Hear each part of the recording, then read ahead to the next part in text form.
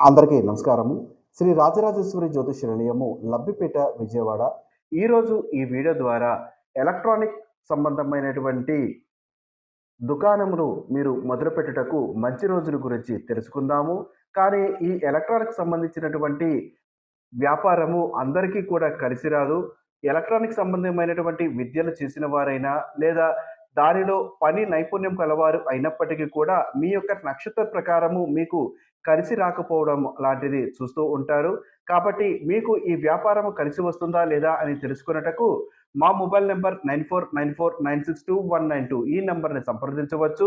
Electronic షాపులు తెరువుటకు విదియ, తదియ, పంచమి, సప్తమి, దశమి తేదీల యందు మంచిది.